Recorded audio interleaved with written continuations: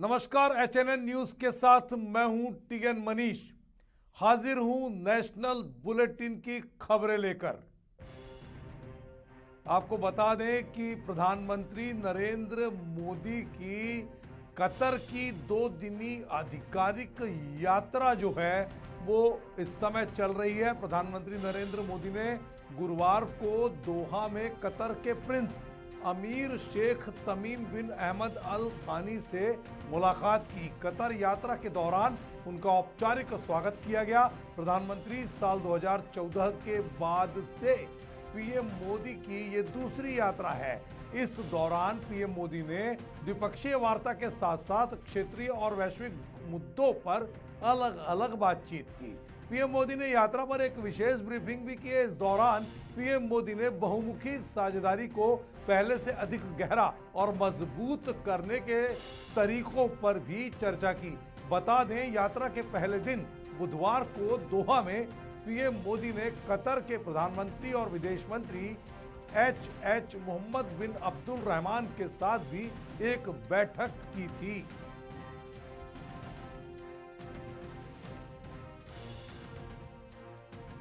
लोकसभा चुनाव के साल में यह खबर अपने आप में सियासत के लिए बड़ी है।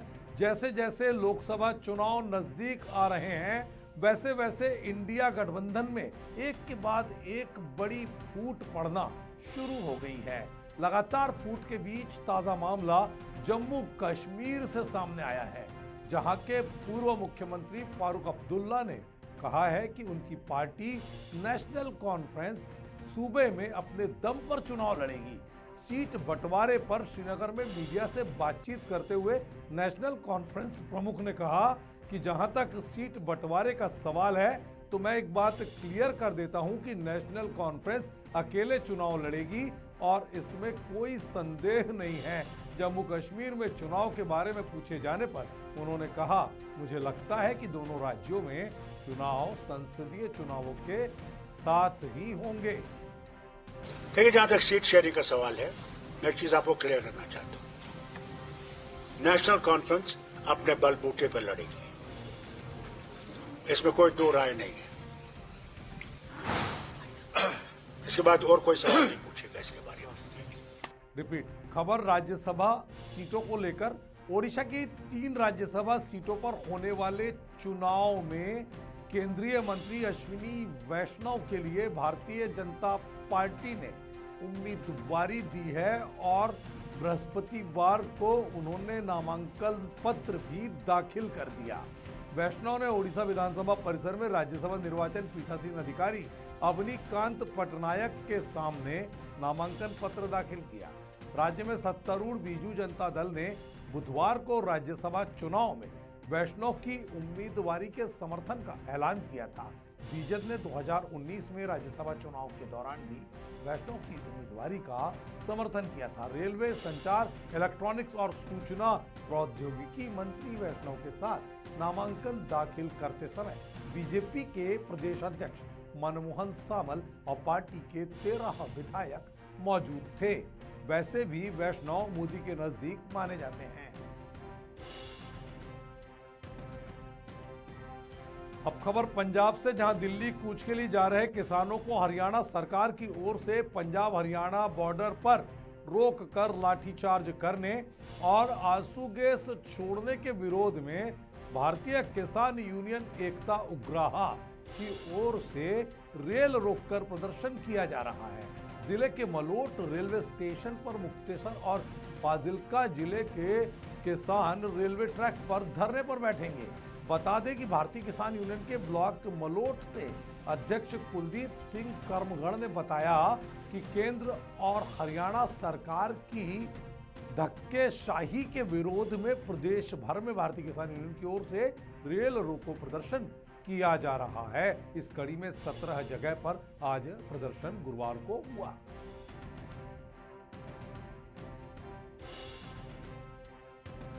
किसान आंदोलन को लेकर हरियाणा के मुख्यमंत्री मनोहर लाल ने बड़ा बयान दिया है। उन्होंने कहा कि किसानों के लिए दिल्ली जाना उनका अधिकार है, लेकिन किसानों के लिए सेना जैसा माहौल बनाना ठीक नहीं है। उन्होंने कहा कि दिल्ली जाना है तो बस से जाओ, ट्रेन से जाओ, लेकिन किसानों का दिल्ली जाने का ये तरीका ठीक नहीं है। उन्होंने कहा कि पिछली बार लाल किले पर जो देखा गया था, हजारों ट्रैक्टर ले जाना ठीक नहीं है।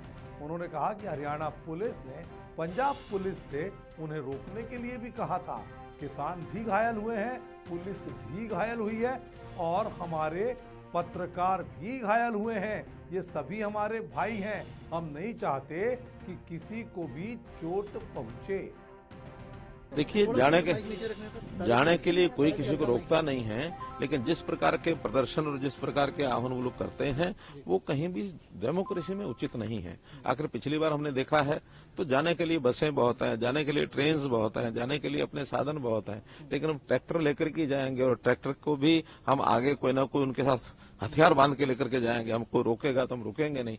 लॉ एंड ऑर्डर की स्थिति को मेंटेन करने के लिए व्यवस्थाएं करनी पड़ती हैं और इसलिए जैसा हमारा पिछला अनुभव है आपको पता ही है, इस प्रकार का काम, किसी प्रकार का प्रदर्शन डेमोक्रेसी में जो तय मानक है उसके हिसाब से करना चाहिए, जो तय मानक नहीं है उसके हिसाब से नहीं करना चाहिए। सर, आप कल रतनलाल से मिले थे, लाल कृष्ण अडवाणी से, तो कैसे? देखिए, मुझे बड़ा अच्छा लगा कि भारत रत्न से सम्मानित किए गए हमारे देश के नेता श्री लाल कृष्ण अडवाणी, वरिष्ठ नेता हमारे, और उन्होंने पूरा जीवन पार्टी को खड़ा करने में जनसंघ से लेकर के जनता पार्टी, भारतीय जनता पार्टी, और यहाँ आज हम जिस स्थिति पर खड़े हैं इसमें हमारे उन नेताओं का बहुत बड़ा योगदान है। और ये भी एक विशेष बात है कि इन 2 महीनों में ही यानी 5-5 भारत रत्न देश के प्रधानमंत्री जी ने और हमारे राष्ट्रपति महोदया ने निर्णय करके जो दिए हैं, मैं उनका आभारी हूं। चाहे उसमें हमारे कर्पूरी ठाकुर हों, लाल कृष्ण अडवाणी हों, चाहे बाद में नरसिम्हा राव हों, चौधरी चरण सिंह जी हों, स्वामीनाथन हों, तो ऐसे देश की महान विभूतियों को और इस प्रकार से सम्मानित करना एक बहुत बड़ा काम है। ये खबर कन्नौज से है, जहां सपा के राष्ट्रीय अध्यक्ष अपने बीमार चल रहे कार्यकर्ता का हालचाल लेने पहुंचे, तो वहीं पूर्व मुख्यमंत्री अखिलेश यादव ने बीजेपी पर भी इस दौरान जमकर निशाना साधा है। अखिलेश यादव ने कहा कि मेडिकल कॉलेज में अगर कैंसर का इलाज होता तो क्या यहाँ कैंसर के इलाज में दिक्कतें आती? अस्पतालों में गरीबों को उपचार नहीं मिल पा रहा है। कन्नौज से चुनाव लड़ने की घोषणा नहीं करने पर अखिलेश ने कहा कि अपने घर में भी लड़ने के लिए घोषणा करनी पड़ेगी। इस बार समाजवादी पार्टी रिकॉर्ड मतों से कन्नौज से जीतेगी। नहीं, मैं अपने एक बहुत पुराने कार्यकर्ता मोहसिन, उनसे मैं मिलने आया। उनका स्वास्थ्य अच्छा नहीं, कैंसर है, उनको कई कीमोथेरेपी हो चुकी है उनके ऊपर। यहीं पर अगर कन्नौज में मेडिकल कॉलेज का और कैंसर का अस्पताल बन गया हो तो शायद ये हमें दिक्कतें नहीं आती और उनका इलाज यहीं हो जाता। बम्बई में टाटा में इलाज कराया, लखनऊ में इलाज करा रहे हैं, उन्हें मैं देखने उनका हालचाल लेने आया। अब खबर सोनभद्र के दुद्धी विधानसभा क्षेत्र के विधानसभा से है, जहां पर विधानसभा सम्मेलन कार्यक्रम का आयोजन दुद्धी तहसील सहित कई स्थानों पर किया गया, जिसमें आगामी लोकसभा और विधानसभा चुनाव को ध्यान में रखकर जिलाध्यक्ष नंदलाल गुप्ता के निर्देश पर विधानसभा 403 में सबका साथ, सबका विकास और सबका विश्वास के साथ प्रधानमंत्री मोदी और सीएम योगी के कार्यों और विचारधारा से लोगों को जोड़कर पैतृक विधानसभा क्षेत्र के लोकप्रिय बीजेपी जिलाध्यक्ष नंदलाल के आह्वान पर अब तक की ऐतिहासिक विजय बीजेपी में देखने को मिली।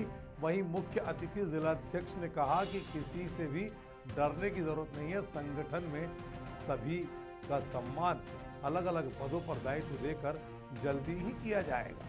देखिए, आज भाजपा में जो सम्मान है आदिवासियों का, चाहे इस देश का राष्ट्रपति हो, चाहे आप इस क्षेत्र के बारे में आप आदिवासियों के लिए जो आज भाजपा ने जो किया इनके लिए, वो किसी तरह ने नहीं किया। तो मुझे आदिवासी होने के नाते मैं इनकी और मदद इनसे करना चाहता हूँ ताकि बेहतर स्थिति इनकी हो जाए। यही प्रेरणा इनकी का हाँ फल दिख रहा है। बिल्कुल, आज जो विकास की जो वो है, चाहे देश का विकास हो चाहे राज्य का विकास हो, उससे बेहतर हुआ है। जो निचले तबके लोग हैं, दलित, आदिवासी, पिछड़ा वर्ग जो आज देखने को मिलता है, आज भाजपा में काफी उनको हुआ है। तो ये सब काम करने का हमें लगा है। आज यहाँ पर कुल 123 लोगों ने भारतीय जनता पार्टी का इस ग्राउंड में भी ज्वाइन किया। अभी इसी विधानसभा का बघाड़ों में वहाँ मैं जा रहा हूँ, वहाँ भी और लोग भी करेंगे। प्रमुख नेताओं में हमारे यहाँ सुभाष खरवार जी, बर्फीलाल जी, जानू महाराज जी, रमाशंकर गोड़ जी सहित अनेक वरिष्ठ नेता लोगों ने यहाँ पर विभिन्न दलों से, समाजवादी पार्टी, कांग्रेस, बसपा, ऐसे लोगों ने ज्वाइन किया। सदस्यता ग्रहण किया, अच्छा लगा हमको। बीजेपी अच्छा लगता है, बचपन से ही हम बीजेपी समर्थक हैं और ये अपना परिवार है। मोदी जी का कहना है सबका साथ, सबका विकास और सबका विश्वास। आज एक डोरी में बैठे, एक माला में बैठे हैं मोदी जी का। मोदी जी इतना मेहनत करें तो हम लोग का कार्यकर्ता होने के हक से ये है कि हम लोग भी कार्य क्षेत्र में उनका सहयोग कदम से कदम नहीं। खबर मेरठ से, जहां मेरठ में कंकर खेड़ा की रोहटा रोड पर एक कॉलोनी निवासी 11वीं के छात्र की संदिग्ध परिस्थितियों में मौत हुई, जिसका शव पंखे से लटका मिला है। बता दें कि घटना के समय परिजन किसी काम से घर से बाहर गए थे। वहीं मामले की जानकारी मिलने के बाद पीड़ित के परिजनों के होश उड़ गए हैं। सूचना मिलने पर पुलिस मौके पर पहुंची, तभी परिजनों ने पोस्टमार्टम कराने से इनकार कर दिया।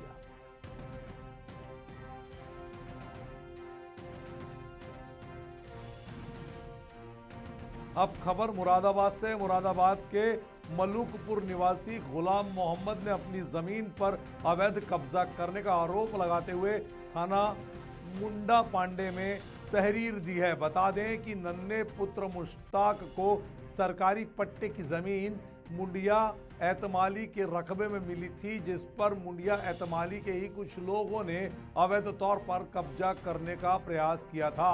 बता दें कि नन्हे बीमार व्यक्ति है, इसलिए खेती किसानी का काम गुलाम मोहम्मद करता है। करीब 2 दिन पहले जब गुलाम मोहम्मद ने अपने खेत पर पेड़ लगाने के लिए गड्ढे खोदे, तभी मुंडिया एतमाली के कुछ लोग उसके खेत पर आए और उसके साथ दुर्व्यवहार करते हुए गाली गलौज और मारपीट करने लगे।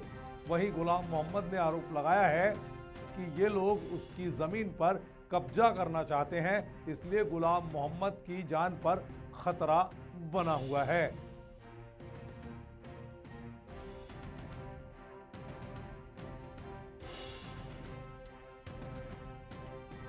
खबर मुरादाबाद से है। मुरादाबाद जनपद के तहसील काट इलाके के नगर पंचायत उमरी कला में एक बार फिर तेंदुए की दहशत से गांव वाले परेशान हैं। दरअसल तेंदुए ने एक घर में घुसकर किसान की 4 बकरियों को अपना निवाला बना लिया। बता दें कि मोहल्ला नवाबपुरा कस्बा उमरी कला के निवासी निजामुद्दीन को देर रात घर में कुछ आहट सुनाई दी। आहट सुनकर वो उठे तो देखा कि 2 तेंदुए उनके घर में घुस आए हैं और उनकी 4 बकरियों को अपना निवाला बना रहे हैं।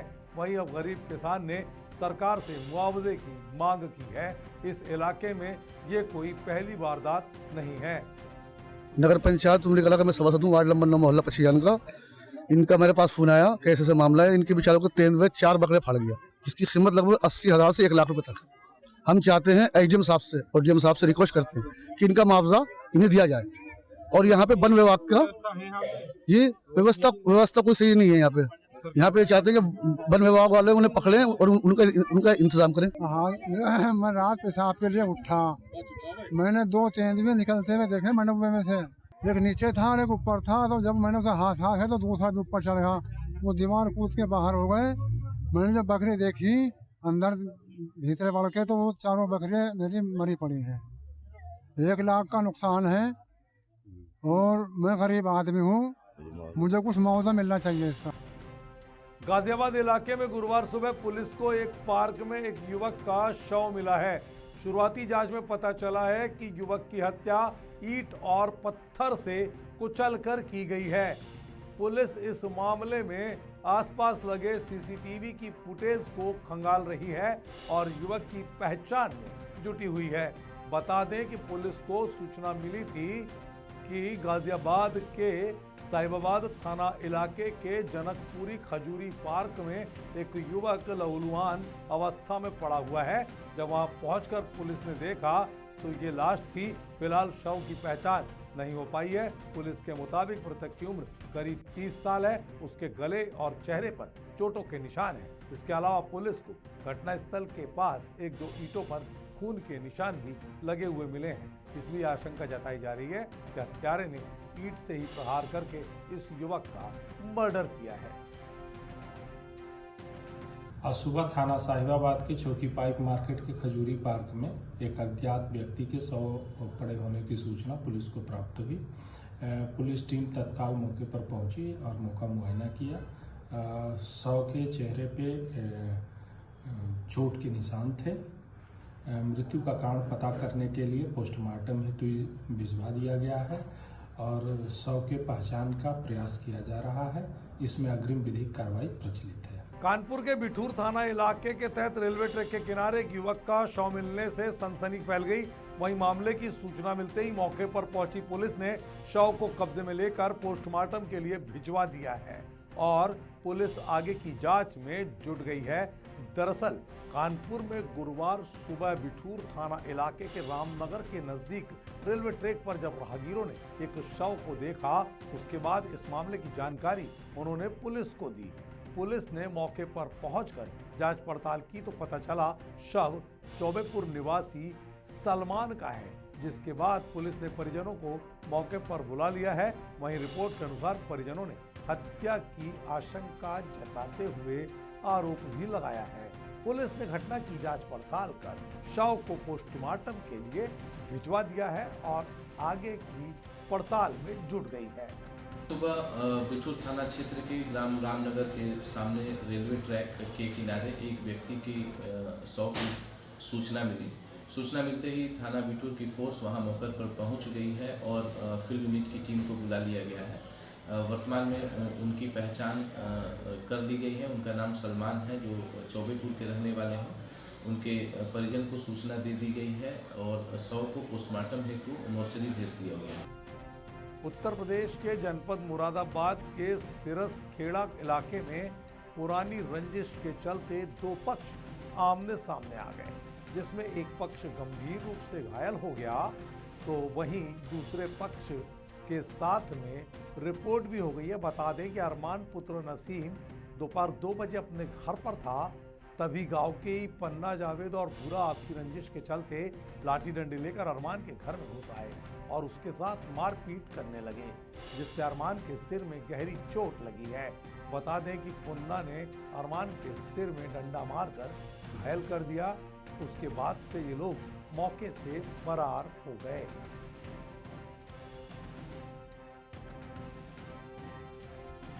खबर सोनभद्र से है। सोनभद्र जिले के रॉबर्ट्सगंज कोतवाली क्षेत्र के मारकुंडी घाटी में अनियंत्रित बस पलट गई, जिससे लगभग 2 दर्जन यात्री घायल हो गए हैं।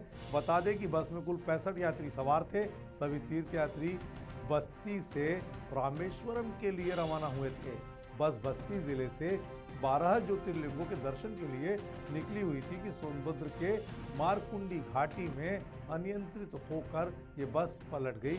हालांकि बस के पलटने की सूचना मिलते ही तत्काल मौके पर पुलिस और प्रशासन की टीम पहुंची और सभी घायल यात्रियों को एम्बुलेंस की मदद से जिला अस्पताल भेजा, जहां पर सभी मरीजों का इलाज किया जा रहा है, जबकि एक मरीज की हालत गंभीर है, जिसे देखते हुए तत्काल ट्रॉमा सेंटर वाराणसी के लिए उसे रेफर कर दिया गया है। श्रद्धालुओं से भरी बस मारकुंडी घाटी में पलट गई है। जो यहाँ पर आए हुए हैं उनका इलाज हो रहा है और किसी के मृत्यु होने की सूचना नहीं है अभी तक। कुछ रेफर भी हुए हैं, एक श्रद्धालु रेफर हुए हैं मरीज, और बाकी का इलाज यहाँ पर चल रहा है। खबर सोनभद्र से है, जहां आगामी चुनाव को ध्यान में रखते हुए एसपी सोनभद्र डॉक्टर यशवीर सिंह के निर्देशन में अवैध मादक पदार्थों की तस्करी करने वाले तस्करों के खिलाफ सोनभद्र पुलिस के निरंतर प्रहार जारी हैं। इसी कड़ी में अपर पुलिस अधीक्षक कालू सिंह और क्षेत्राधिकारी घोरावल दद्दन प्रसाद बोर्ड के पर्यवेक्षण में थाना कर्मा और एसओजी टीम की तरफ से मुखबिर की सूचना पर थाना कर्मा क्षेत्र के SP filling station petrol pump के पास से 2 गाड़ियों को पकड़ा। दरअसल तस्कर गांजे को सब्जियों के सड़े गले पत्तों के बीच छिपाकर उड़ीसा प्रांत के संबलपुर से लोड करके रॉबर्ट्सगंज से मिर्जापुर के रास्ते जौनपुर के लिए ले जा रहे थे, जिसमें 1 क्विंटल 10 किलोग्राम अवैध गांजा था, जिसकी अनुमानित कीमत 11 लाख रुपए बताई गई है। इसके साथ ही 5 गांजा तस्करों को गिरफ्तार भी किया गया है। देखिए, जनपद सोनभद्र के थाना कर्मा में चेकिंग के दौरान एक डीसीएम वाहन में गांजा पकड़ा गया है। 1 क्विंटल से ऊपर गांजा है, जो उड़ीसा से लाके यूपी के विभिन्न जनपदों में वितरित करने के लिए एक गांजा तस्कर गैंग इसमें एक्टिव था। 5 लोगों को हमने इसमें गिरफ्तार किया है, जो प्रतापगढ़, गाजीपुर, आजमगढ़ के रहने वाले हैं और इससे पूर्व में भी इन लोगों का आपराधिक इतिहास है। इस तरीके की आज एक रिकवरी जनपद सोनभद्र में हुई है, उसी के संबंध में प्रेस वार्ता की गई है। तो ये था HNN न्यूज़ में नेशनल खबरों का सिलसिला। मुझे दीजिए इजाजत और ताज़ा तरीन खबरों के लिए लगातार बने रहिए HNN न्यूज़ के साथ। नमस्कार।